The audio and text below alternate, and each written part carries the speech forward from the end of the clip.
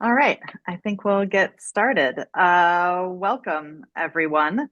My name is Erin Sikorsky. I am the director of the Center for Climate and Security, which is a research institute of the Council on Strategic Risks based in Washington, D.C., but working globally on a range of different issues.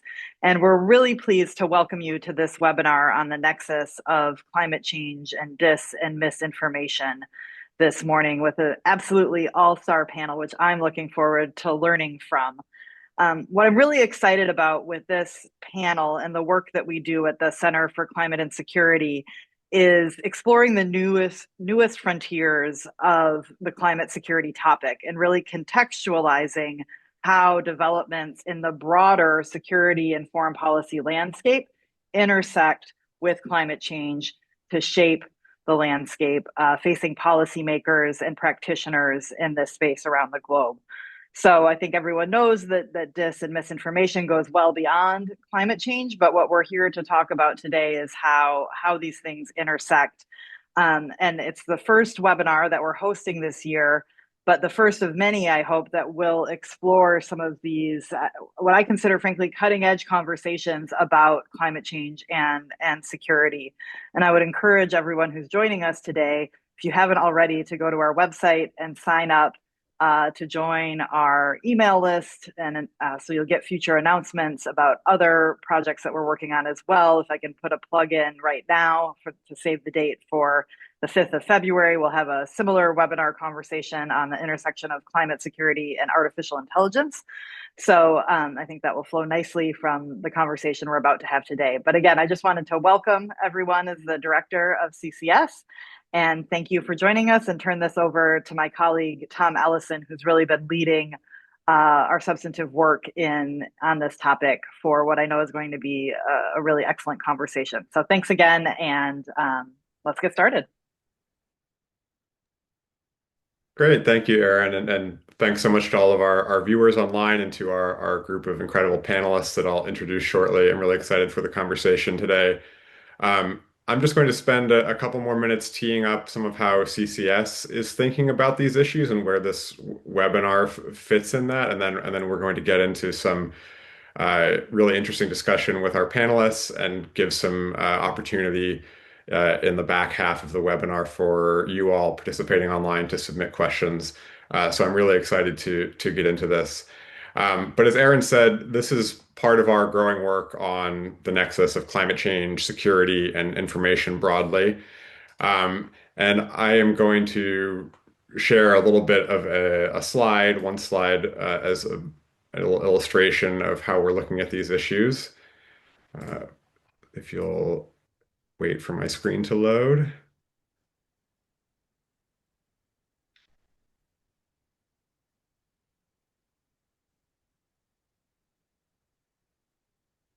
So everyone should be seeing a bit of a Venn diagram, just trying to illustrate some of the three worlds that we're trying to connect with a lot of our work on this topic. This is actually from an exercise we convened in Florida, which I think will be among some of the links going into the chat soon, or that you can find on our website. But looking at this intersection of extreme weather, security and geopolitical challenges, uh, and mis and disinformation, propaganda, and other issues of trust and election integrity.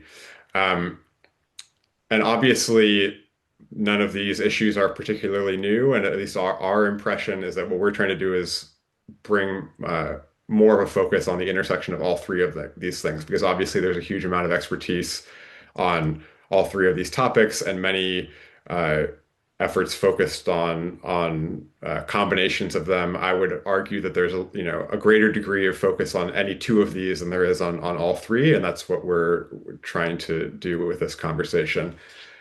Um, so I'm going to bring this slide down.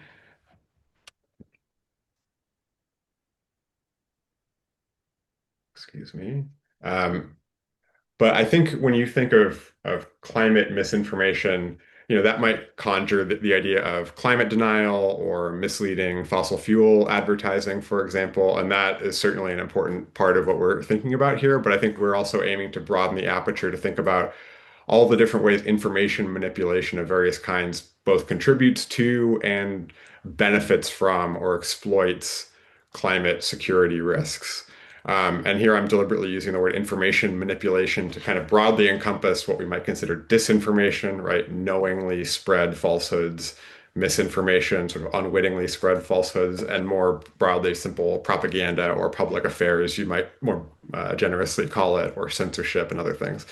Um, and we're also thinking about how these things play out across the whole spectrum of climate and security risks, right? There's information manipulation about the direct risks of climate change, right? Extreme weather, floods, storms, fires, and the ways that that gives bad actors opportunities to sow confusion or undermine their rivals or scapegoat minorities or just profiteer. That's what we're going to be talking about a lot today. Of course, there's also the ways that information operations and manipulation intersect with these broader social political dynamics that climate change is just one indirect contributor to, right? So if we think about climate change contributing to increased migration, we need to be thinking more about the threats of xenophobic propaganda or disinformation, right? Or as climate change shifts and depletes food and water resources, we can probably expect influence efforts to secure those resources or take advantage to follow. And then finally, obviously, there's information manipulation about what we should do about climate change and the responses to climate change. And this is where I would say that climate community focus on things like corporate greenwashing or fossil fuel industry, anti-renewable advertising would kind of fit in here, but also other examples, right, of states or extremists or online actors widening or exploiting divisions over climate policies for geopolitical or ideological or other reasons. Um, and we recently put out a report that I'll point your attention to in the chat, also on the ways that all of these things play out in the case of Russia and how Russian propaganda and strategic interests in doing things like controlling domestic dissent, undermining NATO countries, protecting and advancing its very emissions intensive economic model, kind of play out across this whole spectrum. Um, and today we're going to be looking more closely at extreme weather and how these play out. So more of those direct risks, although I'm sure it'll blur a little bit. But I think this is a good example where if we think back to the end of 2024, late 2024, right? We had Hurricane Helene here in the United States, one of the most fatal hurricanes since Katrina. And in addition to that, you had everyone from Russian propagandists to supporters of now President Trump to extremist groups kind of coming in and trying to make hay of it in various ways, saying it was undermining the fairness of the election, saying it was demonstrating the cost of support to Ukraine, so, and doing other things to take advantage. Um, and just months later, we had flooding in Poland and Spain, right, where you saw similar issues play out. Russia coming in and trying to amplify grievances against governments there or link those issues to Ukraine and their other interests. And obviously, Russia is not the puppet master behind all climate mis and disinformation, but it's a very relevant geopolitical security example for our audience about how these things play out, and we'll get more into that. And to get into that, we need, a lot of expertise across a whole variety of practitioner and academic experience and information issues and climate issues and security issues. And so luckily we have exactly that with us here with our excellent group of panelists that I'll introduce now. So first we have the Honorable Alice Hill, who is an expert on the risks, the consequences, the responses associated with climate change. She's a member of the CCS Advisory Board and also a senior fellow for energy and environment at the Council on Foreign Relations. And she previously led climate resilience and adaptation work in her capacity as special assistant to the president and senior director for resilience at the National Security Council, as well as senior counselor to the Secretary of Homeland Security, and a wider career as an author and judge and attorney on these issues. So thank you, Alice, for joining us. Thank you. Next, we have Jenny King, who is a leading expert on translating digital and academic research around disinformation, hate speech, and extremism into programming and practical responses. She is a non-resident fellow with CCS as well as with the Institute for Strategic Dialogue, where she was previously the director of climate disinformation research and policy, and among other things, helped found the group Climate Action Against Disinformation, which is a coalition of about 50 organizations that work to identify, analyze, and counter climate disinformation around the world. So thank you, Jenny, for being with us. Um, Thank you for having me. Sorry, it was just yeah. unmuting. No, that's okay. And then third, we have Dr. Kate Starbird. Kate is a professor at the Department of Human-Centered Design and Engineering at the University of Washington. And there is also the co-founder of UW's Center for an Informed Public, which is a research, education, and policy development organization that aims to strengthen democratic discourse and resilience to online misinformation, propaganda, manipulation of other kinds. So, Dr. Starbird, thanks for joining us as well. Yeah, thanks for inviting me. Excited for the conversation. Yeah, me too. So I'm going to kick us off with some questions now, and we will have a nice conversation with our panelists, and then open it up to the webinar. But I'll maybe start with you, Alice. If you could set the stage for us a bit, with your experience on climate resilience and adaptation, how do you see the information environment? What role do you see the information environment playing around extreme weather events and on climate adaptation work more broadly? Well, thanks so much, Tom, for having me, and thanks to Aaron and my esteemed panelists. I'm very interested in this topic because I think that disinformation is one of the most underestimated threats to our ability to build resilience to climate change. You know, for 2 years running, the World Economic Forum has ranked misinformation and disinformation as the #1 short-term global risk. So what's ranked second? Extreme weather events. And as your chart showed, Tom, there's a critical connection. We can't effectively respond to climate threats without addressing the disinformation crisis that we're experiencing. So think about that. The two top global risks aren't separate problems, they're deeply interconnected. And of course, the challenge isn't just about fake news. Disinformation creates systemic risk to our ability to govern and protect ourselves. When people don't trust the government's rain gauge, they probably aren't going to follow the evacuation order. And the numbers tell the story. A Reuters Institute study from Oxford University found that across major markets, the US, the UK, and France, nearly 25% of the public reports seeing climate-related misinformation weekly. In India, that figure rises to 43%. And internal FEMA research shows that AI-generated weather misinformation can decrease the penetration of official emergency messages by up to 40%. That's huge. Disinformation also, it's not that it just delays action, it's creating some massive unfunded liabilities. How does that work? Well, when false narratives convince people to make poor choices, like choosing to live in high-risk areas or rejecting proactive risk reduction measures, that increases the bill that will come due when weather extremes strike. And as policy paralysis takes hold, the costs just keep mounting. So consider what happened in 2025. Coordinated online campaigns defeated several municipal resilience bond efforts. These were efforts designed to build greater protection for particular areas. But the disinformation campaign falsely branded them as carbon tax traps.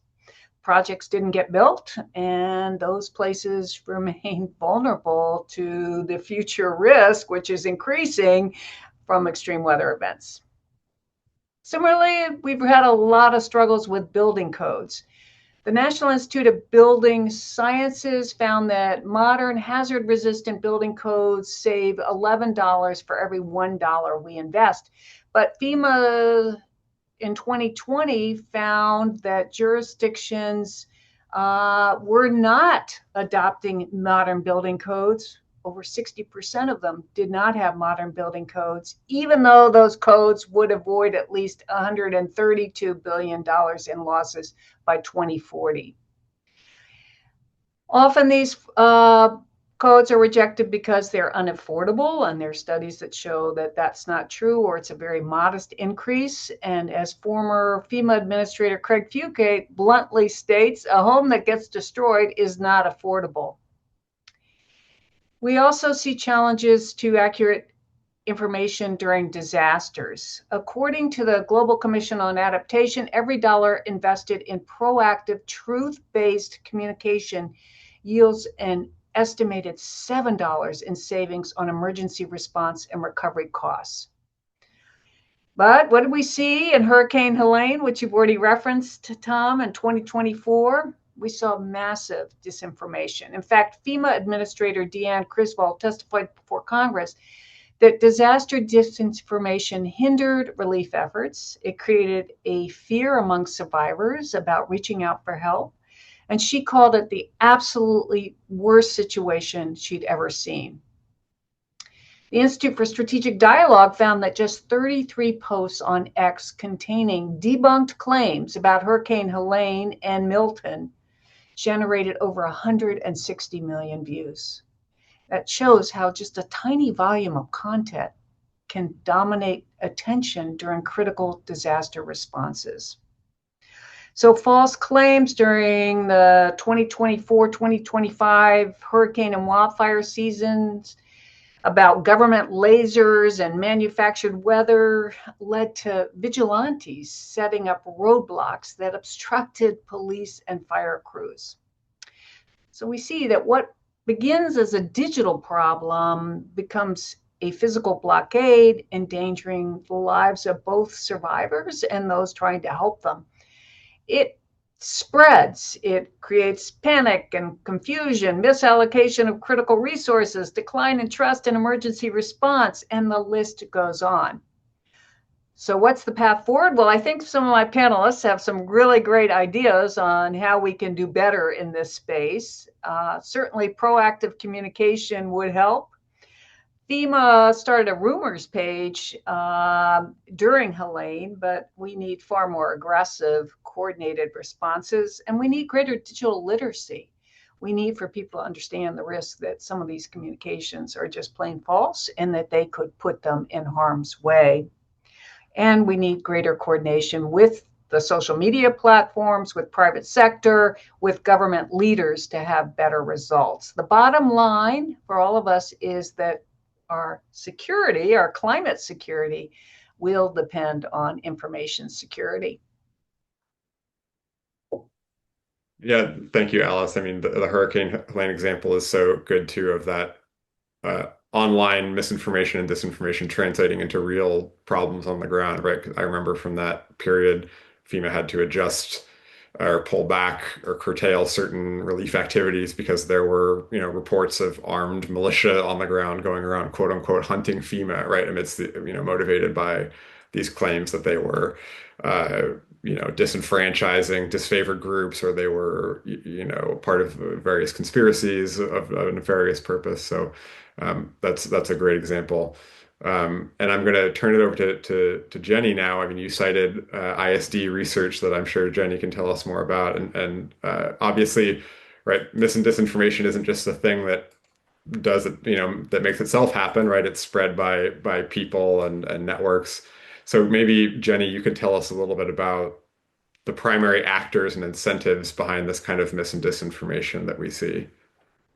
Absolutely. Yeah. I mean, extreme weather events are probably the most acute example of how a constellation of different actors all converge on a specific event, often with quite differing incentives, but where they become a mutually reinforcing ecosystem.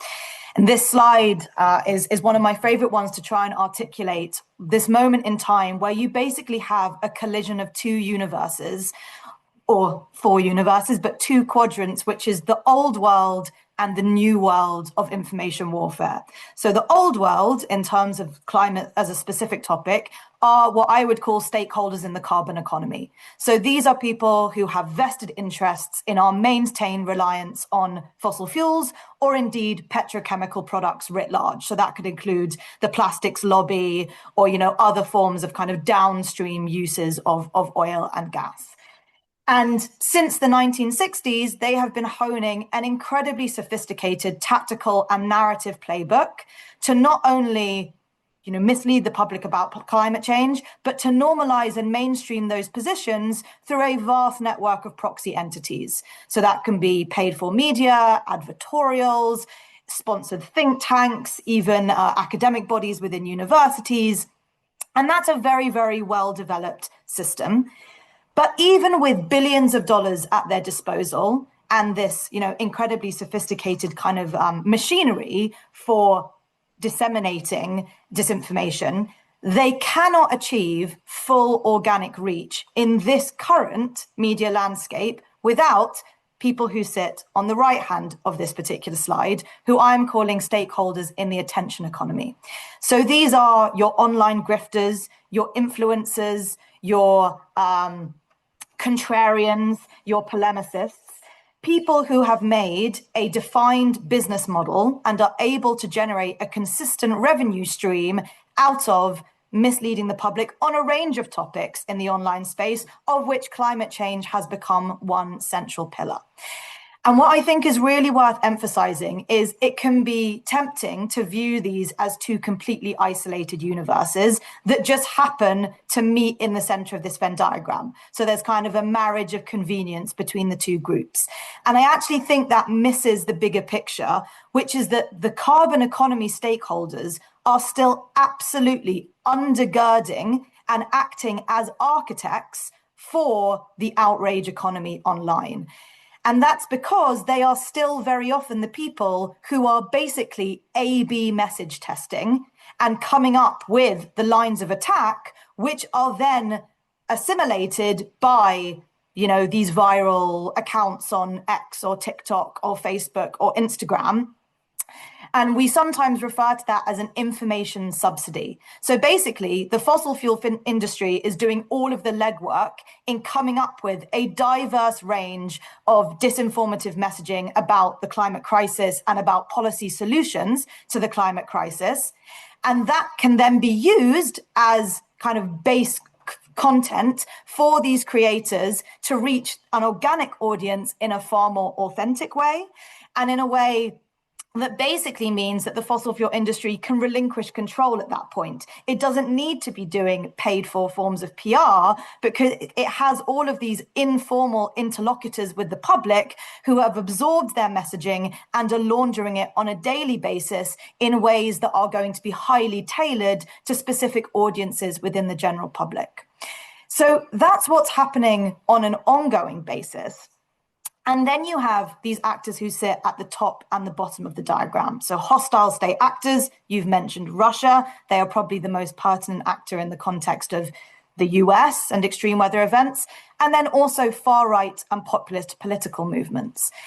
And for them, in the case of Russia, they are obviously a petro-state and they have a very clear economic incentive to maintain kind of global supply chains for oil and gas. But they also have a wider incentive, which is the destabilization of so-called liberal democracies around the world.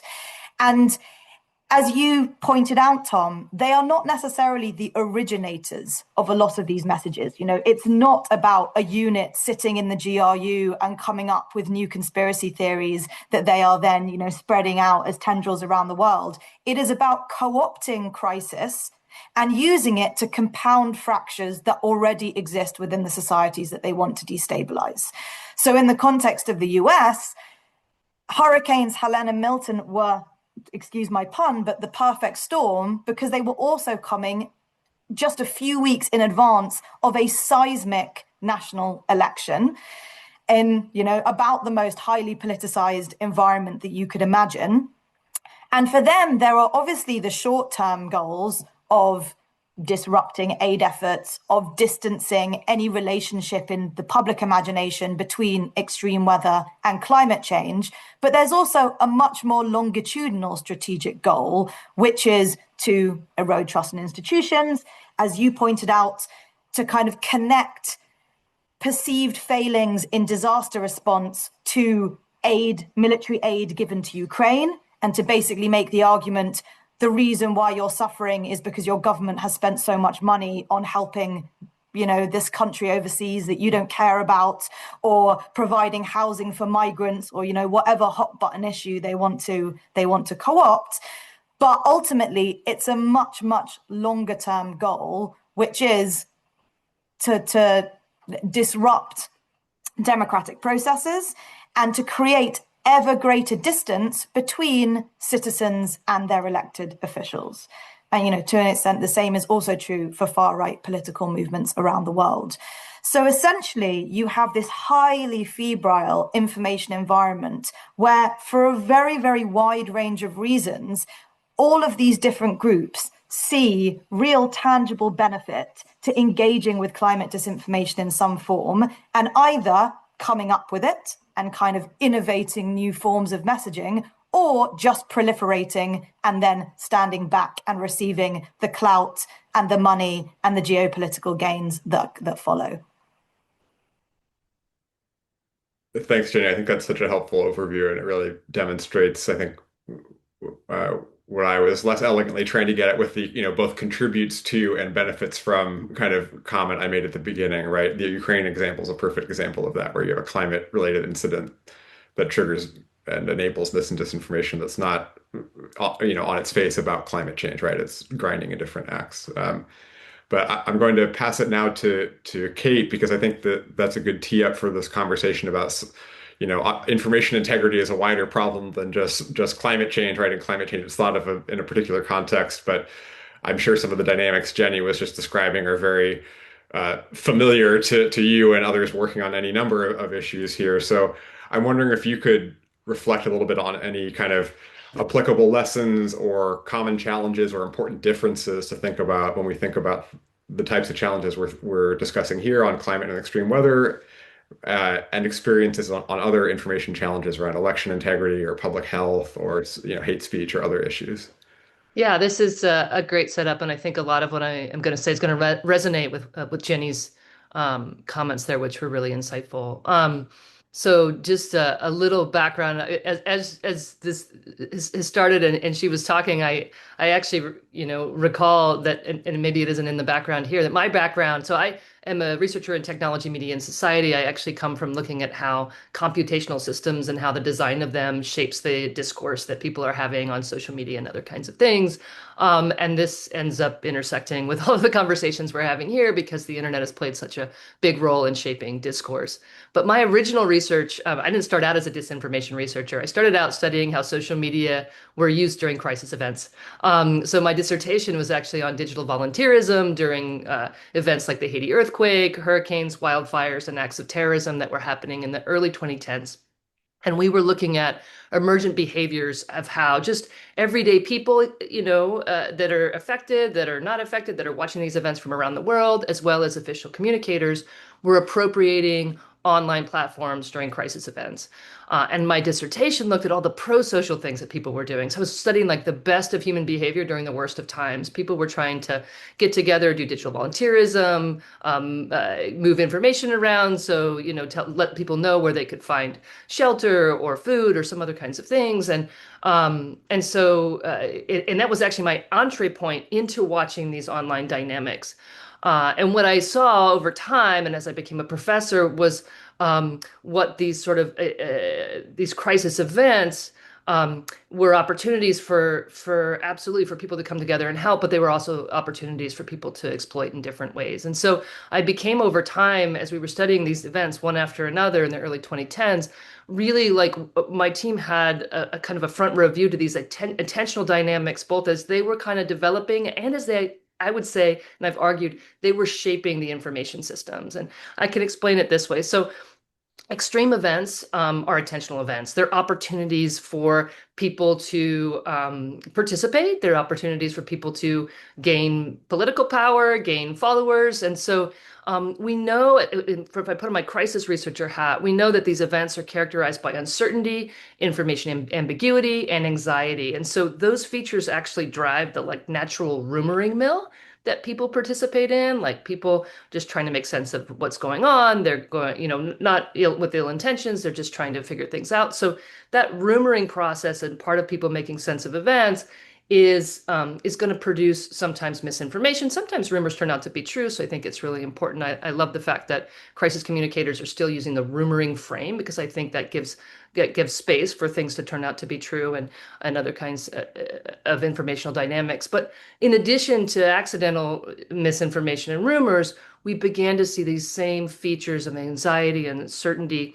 They became opportunities for intentional manipulation and disinformation that attempted to sort of exploit that fear, that curiosity, for political and financial gain. And so these, by attention merchants, I guess there's people that were spreading outrage just to gain followers, but also we saw domestic political figures and foreign government began to see that these were opportunities that they could use to gain attention. And these, what I would say, early 2010s, these aspiring influencers were demonstrating that this could be done. They were exploiting these dynamics, extreme weather and other crisis events, and they were growing their audiences and their influence.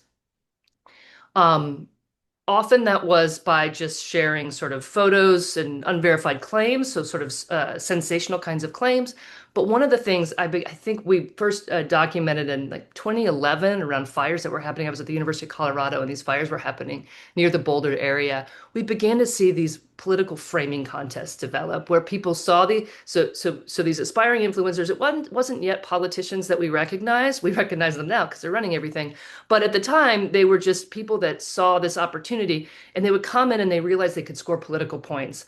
And as the internet was becoming more politically polarized, and our politics were becoming more part of our internet identity, that became an opportunity for these folks to really shape the conversation by applying certain kinds of political frames through which their audiences would interpret the events of the day.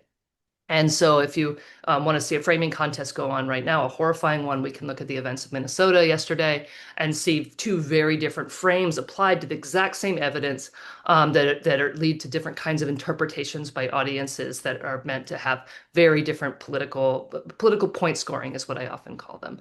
So so we can see that still happening. In fact, that is happening. I mean, you can't, every time an event happens, it's just like, okay, I could name the three frames that are going to show up. Maybe there's going to be one new one, and people are going to sort of go to war, and informational war, and it's not necessarily just influencers, and it's not exactly written by like, these are the frames we're going to use. A little bit, it's a combination of being like emergent from these audiences, and then sort of like shaped by political elites. And certainly there's a huge role played by these influencers who basically rewired the internet by being first on the scene of so many of these events. And you mentioned, like, we've talked about this here. We're talking about it in the context of extreme weather events, but we see these same dynamics happen in other kinds of attention-getting events. Our team has also studied this in the context of elections, and some of the same influencers that gained their attention and reputation through leveraging crisis events became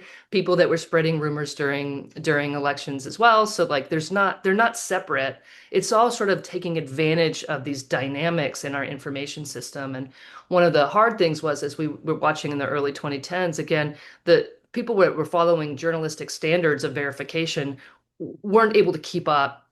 And at the same time, so many things were happening to journalism that these citizen journalists and the people that were able to just kind of jump in and start tweeting gained outsized attention. And they basically, we talk about the gatekeepers are gone. Well, the gatekeepers aren't gone. They've been replaced by these influencers who now have they play this outsized role in shaping how information flows. And a lot of them have recognized, whether they're being paid or not, they've recognized that they can continue to score points and get attention and get funding for shaping these discourses after crisis events and other kinds of events towards their goals. And of course, there's foreign governments and all sorts of other folks taking advantage of these same dynamics. But at the end, it comes down to like, extreme weather events are just prime opportunities for people to be manipulated. And also we talk about misinformation, disinformation, but a lot of our unwitting people are unwitting but willing, right? So people, they want to find information that aligns with what they think, and they're part of this game now of scoring these political points. And so many of the audiences online are not just audiences, of course, they're participants in this. And it's both top down and bottom up. And so happy to talk a lot about those dynamics, but in terms of solutions, they're going to be really hard. I think improve the literacy, design of systems. There's a lot of things we can talk about. I'm happy to, but none of them seem to be keeping up with the continued sort of evolution of these information systems, especially in the United States, to just kind of lean into these attentional dynamics. And we can look at what's happening at CBS right now as an example of what's happening in terms of leaning in, doing more of this rather than trying to inform publics and help people really profoundly make sense of things. Great, thank you. And I'm gonna I think Jenny, did you want to give a quick reaction to that? Yeah, it was just something that Kate said, around the psychological vulnerability that comes in disaster and how that's both an opportunity and also can be weaponized. Well, it's an opportunity for both sides, I should say.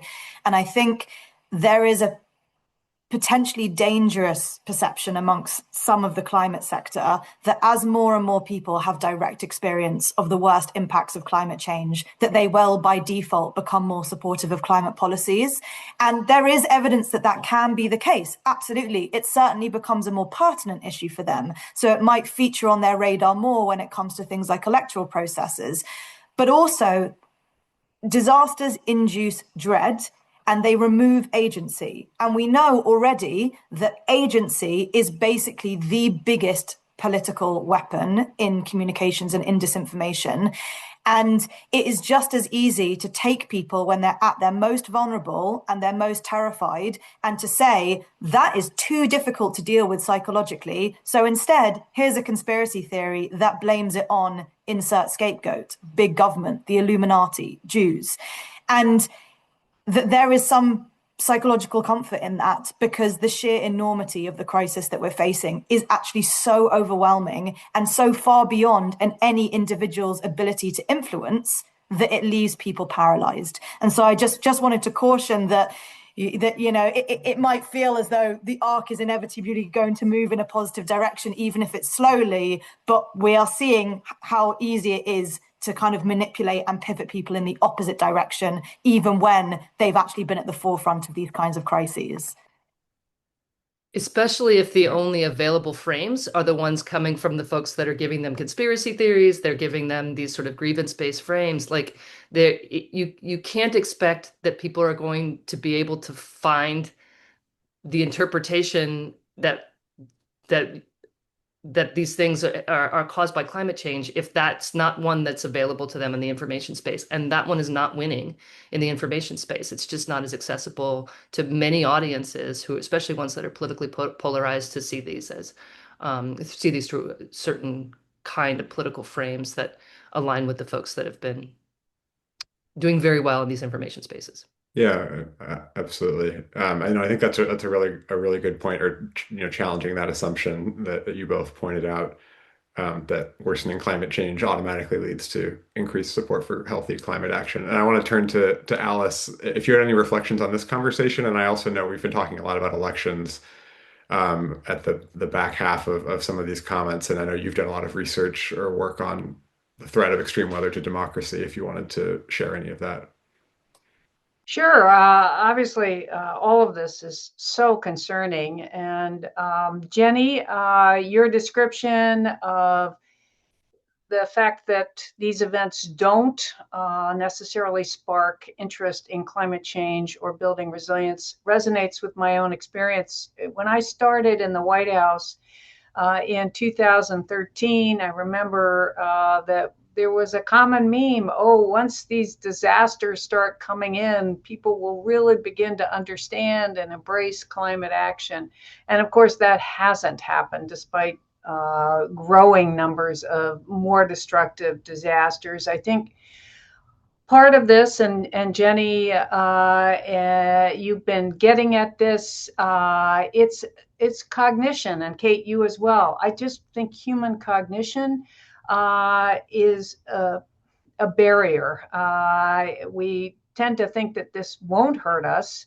And then there are other reasons that we might be attracted to more nefarious theories for why this could occur.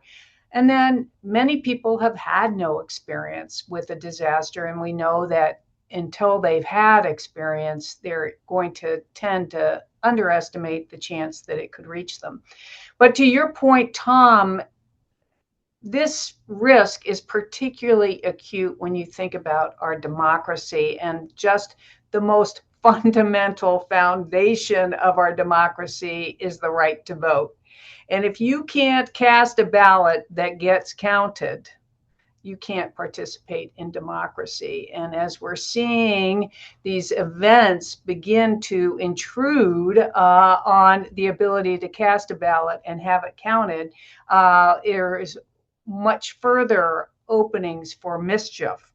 You know, it's not hard to imagine how an extreme event can affect voting. We saw it, as was mentioned, with Hurricane Helene in some of the western areas of North Carolina. Frankly, before Sandy hit, which is probably one of the more significant climate worsened events for the United States, we were leading up right then to a presidential election, and there was great fear that that storm would affect the ability of people to get to the polls, which later studies showed it did.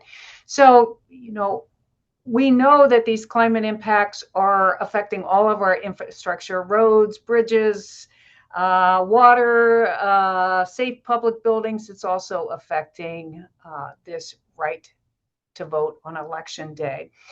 We can lose power at the polling centers. It can be too hot for people to stand outside. Wildfire smoke can burn up mailboxes where people have put their mail-in ballots.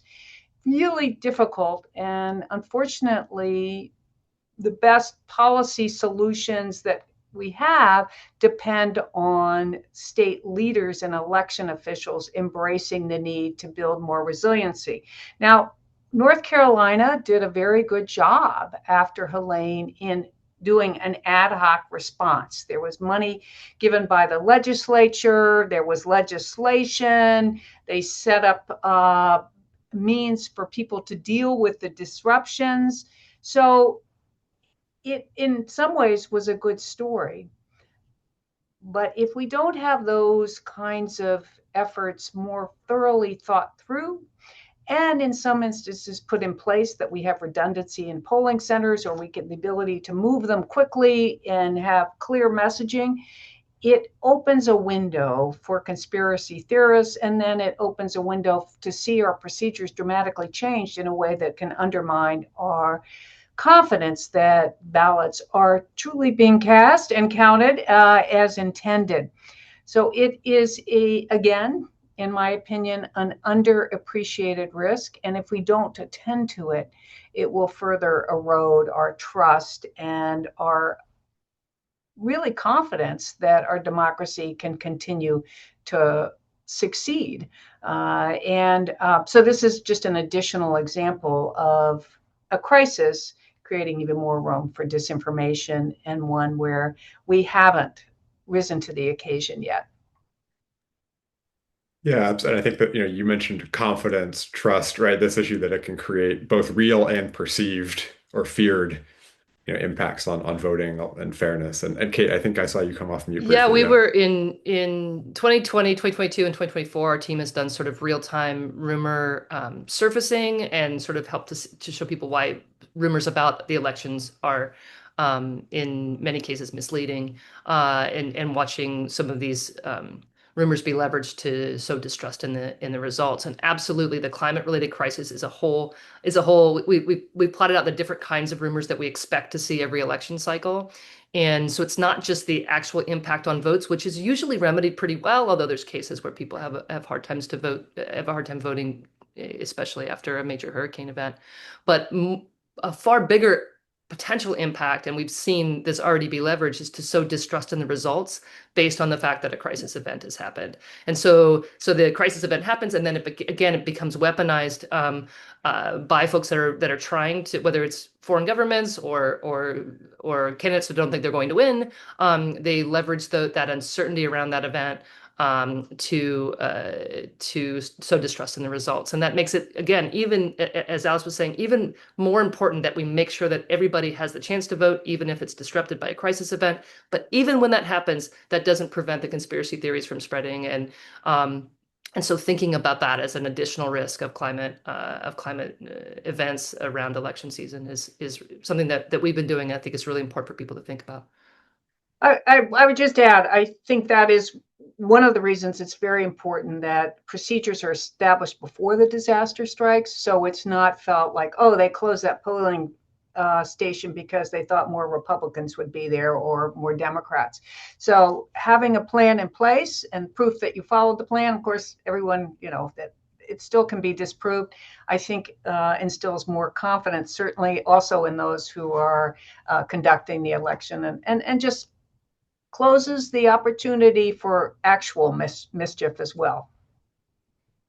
Yeah, thank you both. Those are great points. And I think I'm going to turn a few more questions, to hopefully bring us towards a little more of what can or should we do about it that you were talking about there. We've been talking a lot about, uh, things like cognition and fear, and it might sort of feel like those are immutable things. So maybe I'll turn to you, Jenny, because I think we've talked a lot about ideological, but also financial and sort of structural incentives. I know you've done a lot of work on um, uh, what some of the thinking is on best practices or options, different systematic national or international reforms or initiatives on things like internet governance or digital content or communications that we should be thinking about on this challenge.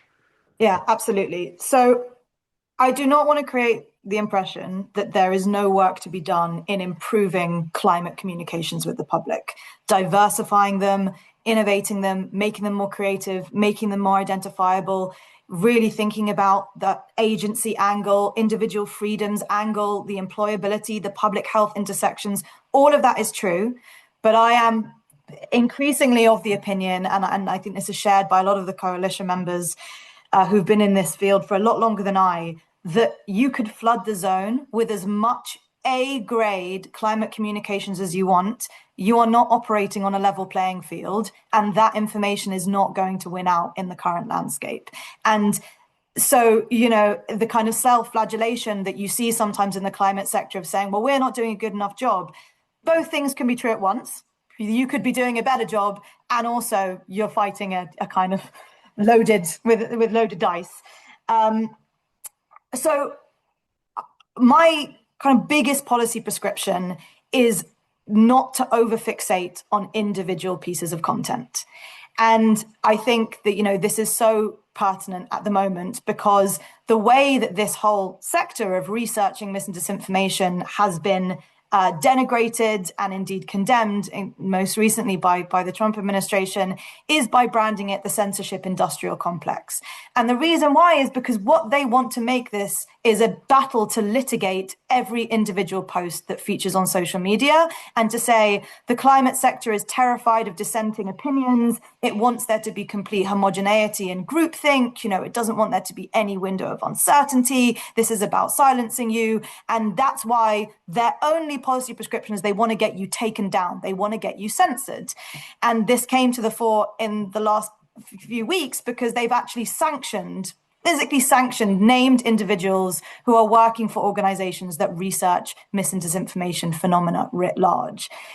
And that's a very effective strategy on their part because people, particularly in the US, are highly attuned to the free speech dimension of this argument and do believe that they should have kind of unfettered access to the biggest megaphones that have ever existed in human history, which are social media. So not only is it unhelpful, but I also think it deliberately misses the bigger picture to have an overfixation on content, when actually what this has always been about is actors, behaviors, and incentive structures that are built into the DNA of how platforms are designed. And anyone, I can see Kate nodding, and I know from having followed Kate and other people's work, that this really is the consensus position, that what we have always been talking about is the business model of the big tech companies and the way that their platforms have been designed to optimize for engagement. And by this point, this is I'm sure not news to anybody who has logged into the call today, that their biggest product is your eyeballs. It's keeping you scrolling as long as possible. And over time, it has become obvious that polarizing and often disinformative or actively hateful or conspiratorial content is the thing that keeps people scrolling, even if they disagree with it. And I think that is crucial. Even if you absolutely hate the thing that you're looking at and you want to, write a screed underneath talking about how it's complete nonsense, you're still there. You're still engaging. You haven't put down your phone. You haven't logged off. So, when we think about a long-term effective solution to this, I, would heavily caution against anything which says even the worst form of egregious climate denial should be taken down from the online space. I don't think it's productive. And I also think at this point, it will only compound and feed into this highly charged and very cynical attack against disinformation research. And just to give one kind of concrete example of this, TikTok. So, it's been very hard for the last few years to work with platforms on this issue. As I'm sure people are aware, it's become a lot more of an antagonistic and hostile relationship between big tech and civil society. But TikTok did, in I think 2024, introduce a policy explicitly talking about climate mis and disinformation. And it was a 3-tiered policy where the top tier was to remove any content that actively denied the reality of climate change or the anthropogenic nature of climate change. So man-made influence on environmental destruction. And then underneath that, it had more nuanced tiers that were to do with its For You page. So basically the home page, down ranking things, making sure that they weren't algorithmically amplified. And, there was a lot of sort of excitement around this because at least it seemed like a company was taking this seriously. But I immediately winced as soon as I saw that policy. And, we were in dialogue with TikTok and I was very explicit in saying this to them. You have created a rod for your back that is practically unenforceable. You are never going to be able to actually litigate these pieces of content. And as a result, you are making a mockery of your own terms of service because users are signing up to these platforms in the belief that those, structures mean something. And if from day one, you have a complete inability to create a pipeline between offending content and action, then you create like a system of impunity. But more importantly, you have deliberately sort of buried the lead, which is that you have the most sensitive algorithmic structure of any platform in the world, and that you are not a free speech environment, you are a curated speech environment, and that actually those lower down tiers are where the real work happens, which is how do you create a different incentive structure where people cannot generate clout, they cannot monetize, they don't have revenue sharing streams with you as a platform for spreading this kind of worst offending denialism, delayism, whichever content you have deemed violatory. And the reason often why that stuff falls lower down in policies or indeed is never talked about at all is because it threatens the fundamental bottom line of how so many of these platforms operate. And so, that's where I still think the advocacy needs to happen and where things like the Digital Services Act in the EU are really trying to have a massive conceptual shift as much as anything else, and to think about safety by design and user control and all of these other things. But one of the reasons why that has been, I think, very difficult for climate specifically is that it has been harder to articulate a clear taxonomy of harm. And what I mean by that is, during the pandemic, you could draw a neat through line between mis and disinformation and people actively doing things that were going to hurt themselves as individuals or were going to have societal level harm. Refusing vaccines, self-medicating with unproven and unsubstantiated remedies, attacking nurses and healthcare providers, right? And that there was that causation element was far easier to describe. Whereas with climate change, it has always felt quite abstracted and harder to draw that link between content that denies climate change and, thousands and thousands of people dying every year from bad air quality, extreme heat, disasters, etc. And I think Unfortunately, because the impacts are now becoming more severe and more frequent, some governments are saying, we believe that that link can be substantiated. And the Digital Services Act is probably the first regulatory mechanism that has ever existed, which does say we are attuned to the idea of civil harm, civic harm, harm to the public.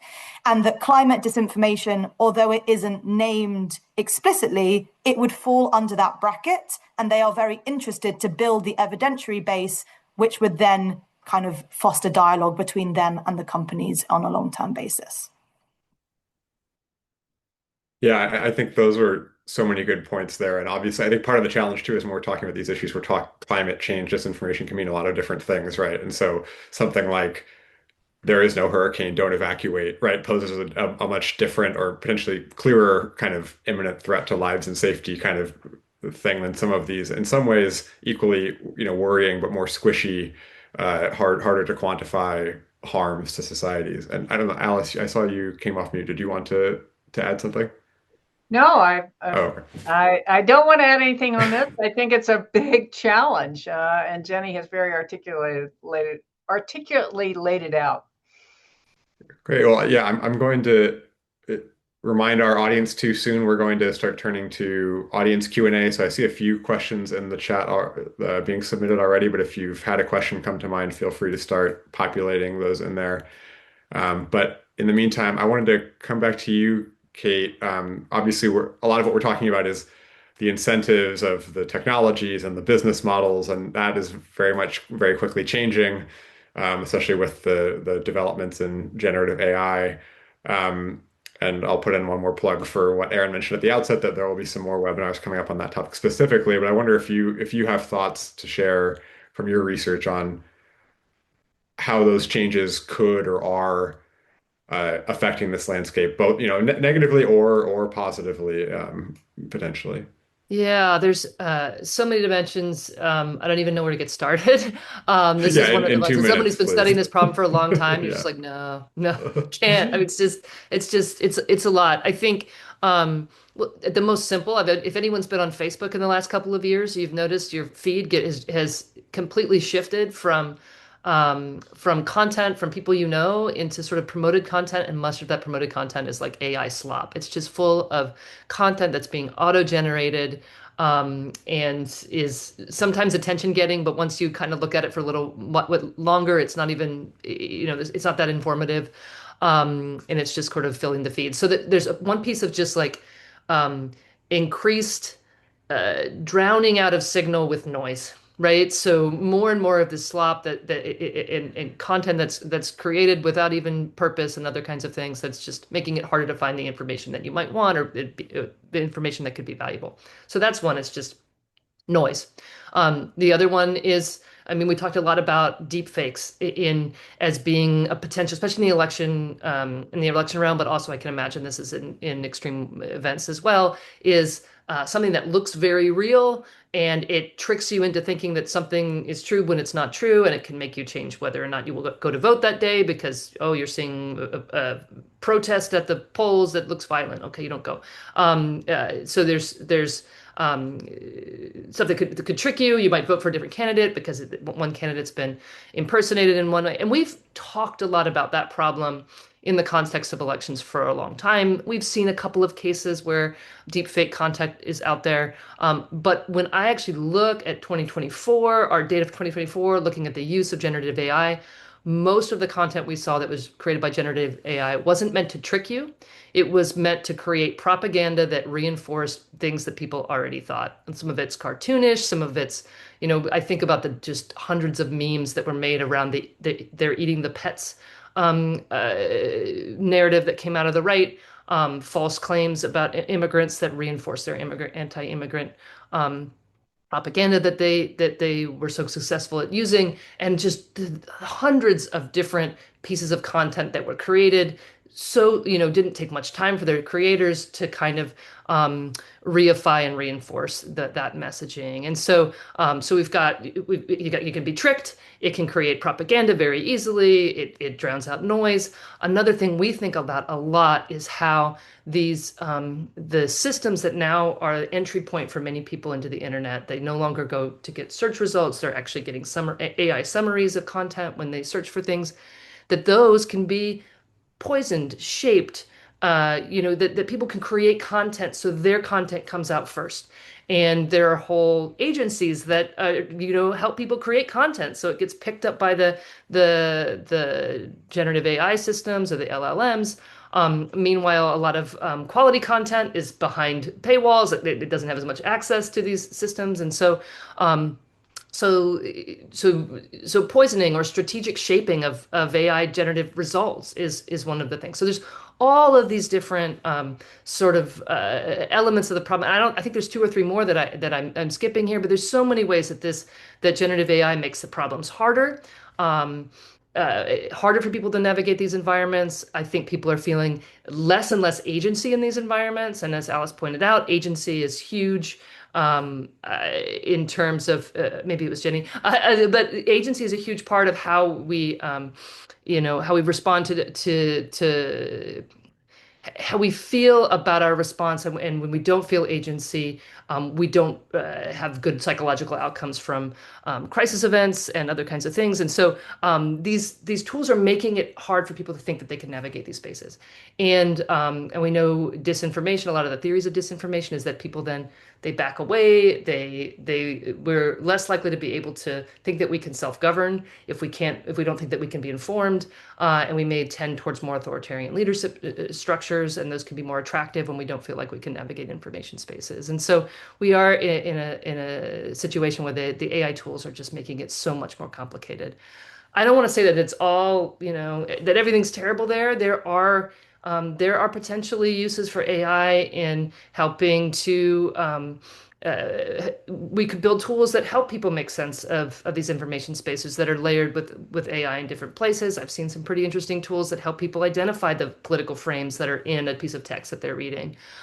We can talk about AI as helping to, if you are on a platform that you can choose your moderation service like Blue Sky, I imagine that AI is going to be integrated into a lot of these moderation services in the next generation of social media. And I say moderation in a way of like we know that the top-down models of moderation, as Jenny pointed out, are not necessarily palatable right now. But there are opportunities for us to have new information systems where we choose the moderation systems that we use. And I think AI is going to be part of those, and I've seen a lot of interesting tools there. So I don't want to say that's all doom and gloom on the AI side, but I think it's certainly the introduction of LLM-based artificial intelligence is making the problems harder and not easier at the current moment. Yeah, no, thank you for that. I mean, I think that highlights, things that it's not necessarily the nature of the technology in a technological sense, but how it's being deployed or governed or not. And I think to bring it back to some of the security and geopolitical issues here, I mean, I think, you already see this where Russia, for example, I believe that's, it's discussed in that report I mentioned, and Jenny put it in our panelist chat to, that Russia, for example, has already had, a deliberate effort, for example, to make sure their state media is getting fed into the training data of chatbots, right? And like this kind of even further upstream from the communications or counter speech, kind of strategy. And I know it comes back to a lot of conversations I've heard people talk about. To Jenny's point, like it's not necessarily about the content; it's about what is even a valid source for content, right? How is your space curated, right? Um, and to your point too about just the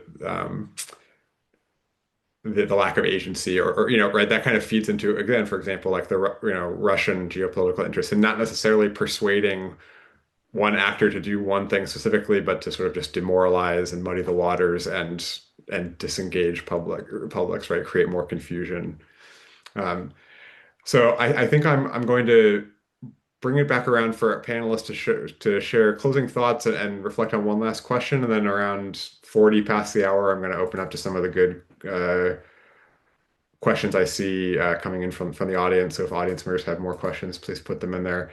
Um, but I mean, I think we alluded to this a little bit where we've seen, the current US administration, both obviously very clearly kind of going after climate change and climate policy, but also, information integrity as sort of alleged censorship and things like that. I mean, just last night we had an executive order pulling out of 66, international organizations of various kinds, essentially basically anyone you could name, but including, the UN Framework Convention on Climate Change, but also things like, the NATO Center of Excellence on Countering Hybrid Threats, right? Which is like their whole business is knowing how to push back on these, Russian information manipulation, for example.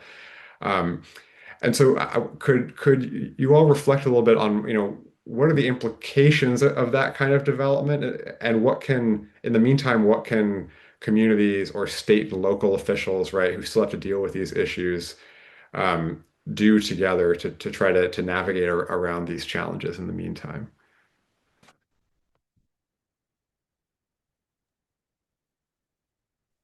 I'm happy to go while Yeah, go ahead. others are thinking.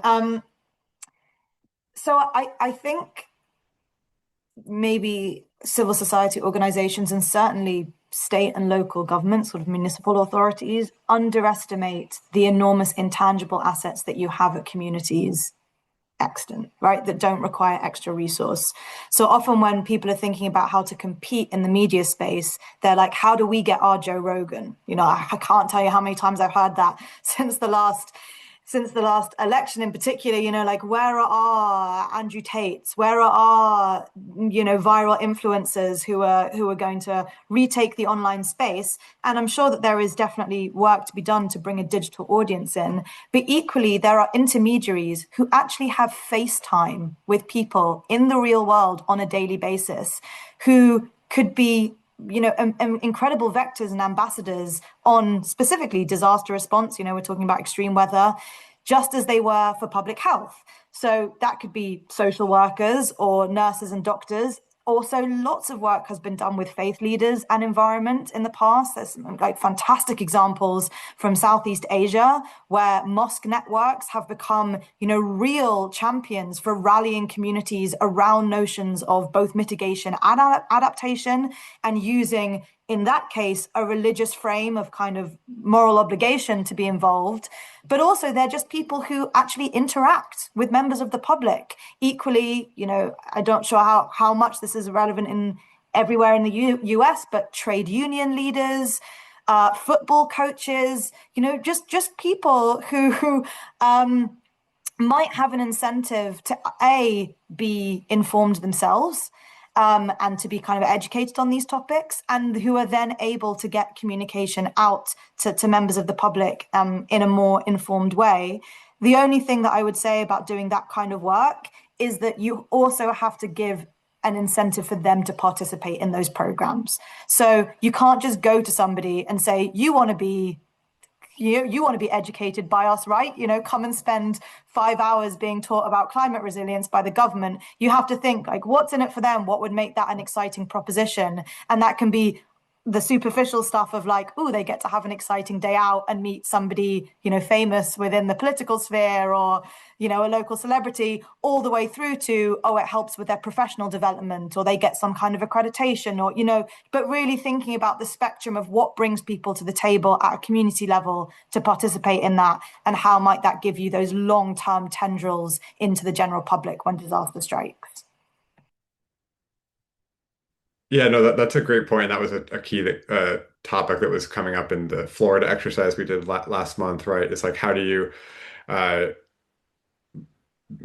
mobilize and use in an effective and healthy way that, all these sort of diffuse, decentralized in-person relationships and sources of the sort of social solidarity and cohesion that's really important for a whole host of things, but including, sort of a secure democracy, in various ways, just as much as a physically secure polling place or a physically secure naval base, and but it's hard, it's harder to pull a lever in Washington and make that happen, right? It requires a lot of horizontal collaboration and diffuse action. Alice or Kate, did you want to reflect on that?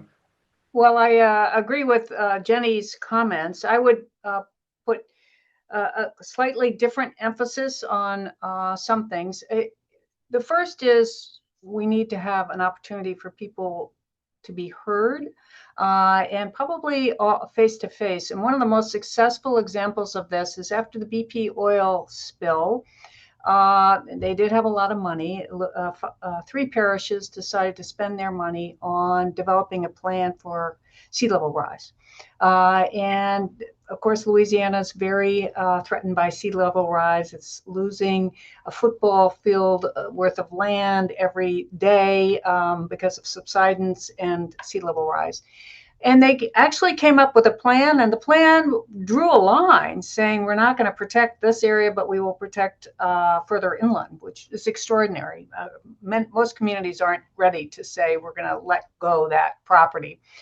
And in talking to the organizers of that effort, they said we just met people over and over again in different configurations and had an opportunity for them to speak so that they could become familiar with this plan. You've got to have some funding to do this. But I do think for those states and governments that are still in on wanting to do more, finding ways to bring people together to talk about a problem in a situation where they have face-to-face time will help create the trust that allows them to make harder decisions. And the other thing, that would also help build the key thing that we know we need to respond and be able to effectively navigate disasters, and that's social cohesion. We need neighbors who are willing to help each other, and willing to lend a hand during disasters and not turning away. And there's studies that prove this with heat events. Both in the United States and in France, the people that tend to die in heat events are the elderly and the isolated, often men who are socially isolated. But in a study here in the United States, in Chicago, during an extreme heat event, they found that those communities where there was tighter social cohesion, people spoke to each other more, they sat out on the stoop and had some connection with the local storekeeper, survival rates were higher because people were checking on each other and they were making the call to make sure they're safe. So also, communities need to think about how do we build social cohesion. France has done a good job with this on their heat plans. They have different ways to communicate with people in advance. There's going to be a heat wave, come to the cooling center, check on them, because they had a terrible heat event and they learned from it where 15,000 people died. Those kinds of efforts redound to well-being, to people feeling more connected to each other, and they also keep us safer in disasters. So I would say meeting more to plan together, as well as focusing on how do we make sure that we're all in contact with one another so that we're more trusting and then can help each other during a crisis. Yeah, definitely. Kate, please go ahead. I don't have much more to add. I want to go maybe tie that all together and go back to the first things I said. Like during crisis events, people want to help each other. They're even across. We see collaborations across political lines, religious lines during crisis events. There are opportunities for pro-social community building and other kinds of things. Rebecca Saltman has a great book, Paradise Built in Hell, which kind of talks a little bit about that. And we know that those dynamics are there. And they can be disrupted right now by these online things where people are trying to point score and whatever. But we also know that, or it's an old adage in the crisis space, that the most trusted person is the local fire chief, right? And so when you're really thinking about a local community that's dealing with a crisis event, there are opportunities to build community. There are opportunities to have conversations. I think they have to worry about that being exploited by those outside of the community, but the community itself, they're responding. They want to help. They want to save themselves and their neighbors and other kinds of things. And so one of the things I will recommend is tie back to like misinformation, disinformation. I would never use those terms. Communicating with a local community during a crisis event, and to always recall that rumors can turn out to be false. They often do, but they also can turn out to be true. And even when they're false, they contain an important signal about what communities are worried about, real fears, real confusions about what's happening. And so I would encourage local, and I always do, local crisis responders to really think about rumors as an opportunity to have conversations conversations with your community. The problem is that those conversations can be nationalized and exploited. And so how do they make sure that they can reach their community in a way that they're building trust and are able to address some of that, some of the information ambiguity that's going on? And it's a challenge I don't have a perfect solution to, but I would say just you have to have a little trust in your audiences in the sense that they have agency now. They're not just absorbing information, they're participants. And how do you meet them at that point at a time when really people do want to help themselves and help their communities and try to take advantage of that as an opportunity as opposed to just a risk? Yeah, I mean that really I think speaks to this point that there's opportunities and challenges all the way from like the global tech regulation business model level, but all the way down to just face-to-face, local tools we have in our everyday life. And turning now to questions I'm getting from online. One of these is a kind of a good follow-up from what we've just been talking about. I've heard some examples of, uh, positive examples people cite like France and heat or religious networks overseas. Are there sort of US states or cities on climate or other issues that are, that might be good examples of developing or passing policies or kind of innovating new techniques that might be scaled up or learned from elsewhere? This was from an You anonymous mean question on asker. disinformation or on climate resilience that keeps them safer? There's plenty on climate resilience that keep them safer, but I'm not as aware of disinformation campaigns Yeah. or Are there campaigns to attack disinformation. are there things that when you think of those best practices on more of the resilience front, maybe those are places where some of the best practices the panelists have been talking about could be taken on board, or who do you have in mind Well, when you think about I that? think as we see different risks come in, and he's probably the one that's uh, been most tackled because there are things individuals can do, and then of course there's infrastructure that you can build to be safer. But messaging about the risks of heat, what happens to the body, the need for hydration, the risk to pregnant women, small children, elderly, all of that, and places like Phoenix, which has obvious very high risk, have begun to really dig down to help people understand what's at stake when it gets really hot. And then you can do the infrastructure things. You can paint the roof white. You can try to plant more trees so you have that urban canopy. You can have a green roof too, where you grow things. A whole variety of choices, plus more air conditioning.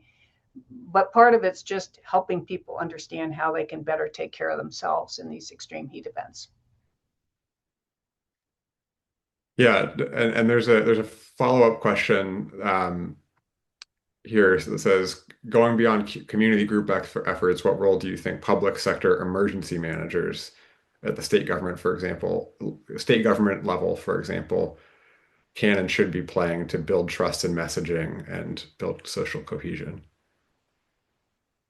Well, I can respond to that too. Yeah, I see Kate, but for I'll just anyone. say quickly, where we are in a major shift right now in terms of where our emergency management is going to rest. DHS Secretary Kristi Noem has basically said on a number of occasions that she wants to see FEMA go away. President Trump has said he wants to shift emergency management from the federal government to the state governments. All of that is a policy question, but one of the key things right now is to make sure that if that happens, it's shifted to the states. The states are ready.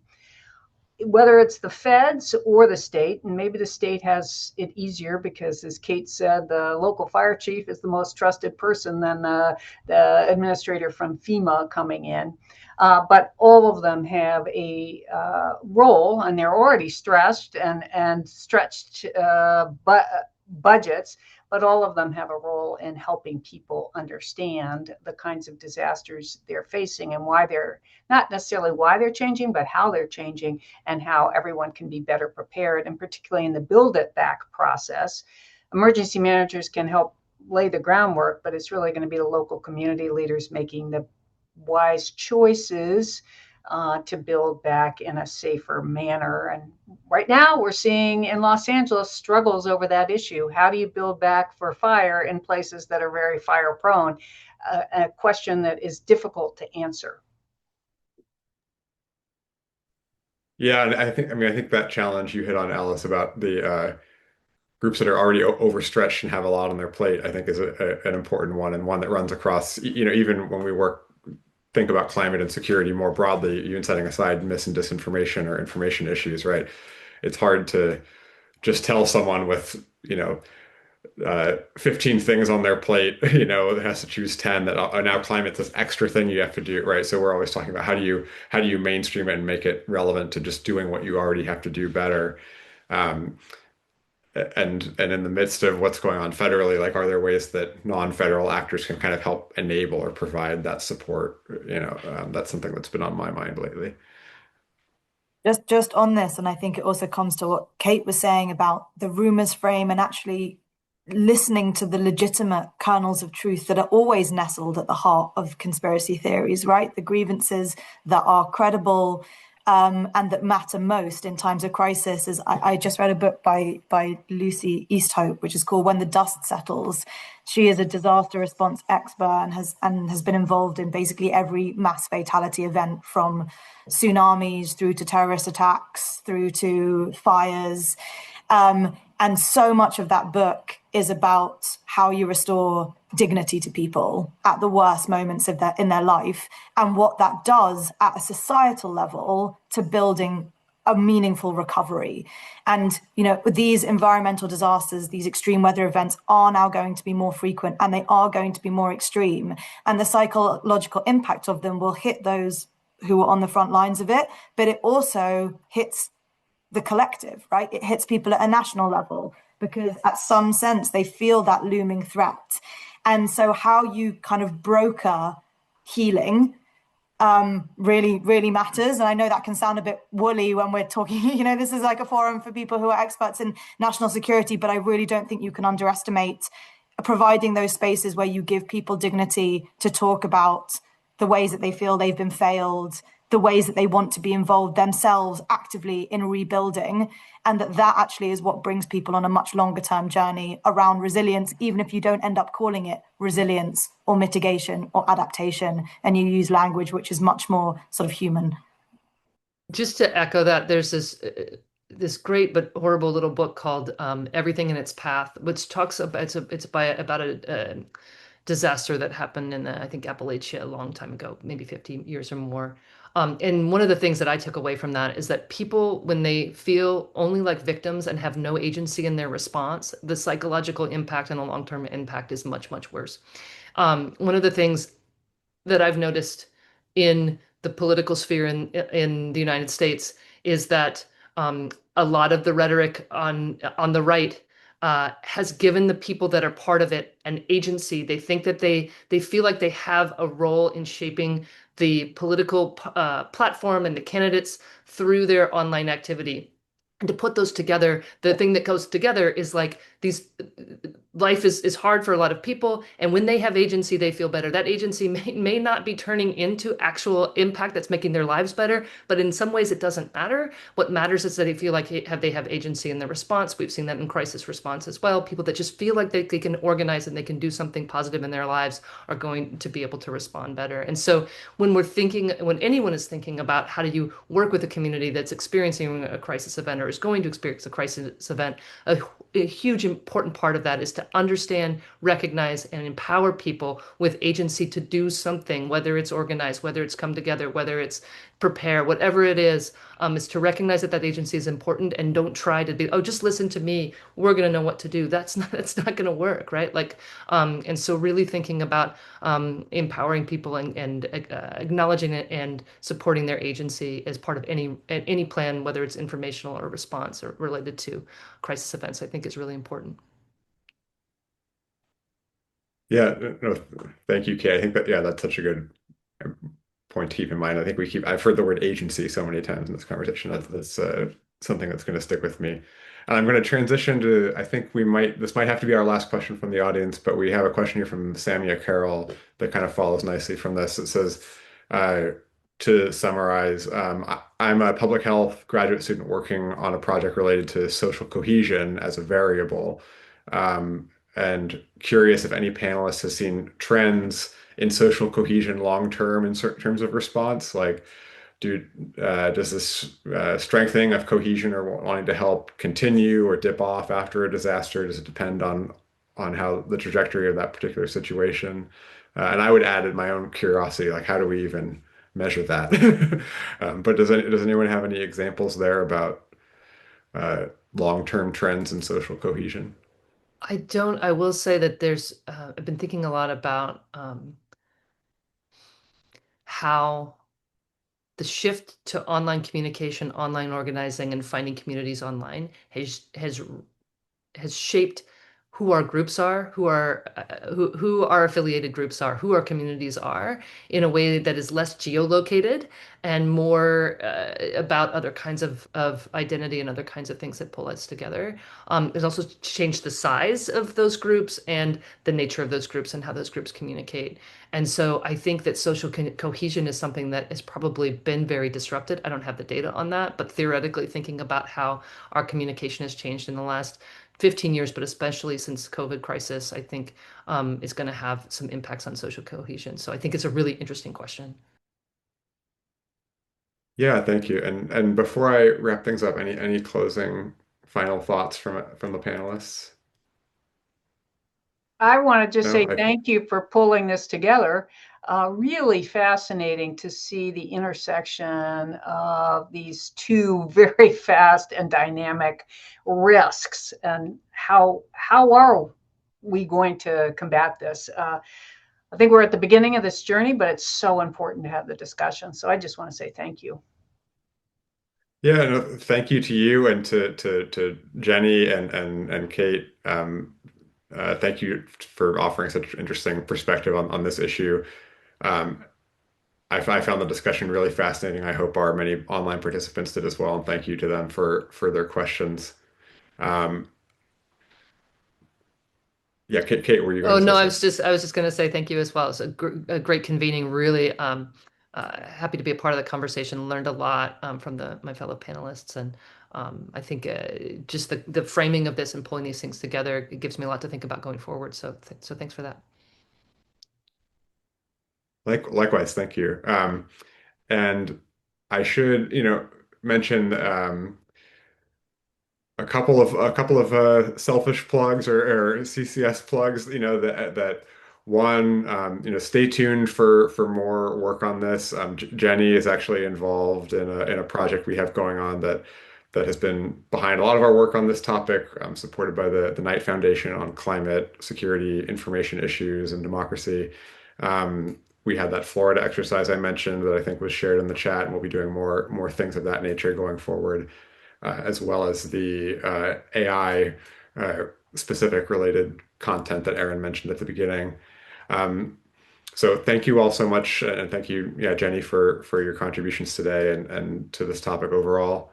And thank you to all of our audience members. I'm going to close it out there, but please keep in touch and stay tuned for more on this important topic. Thank you. Thank you.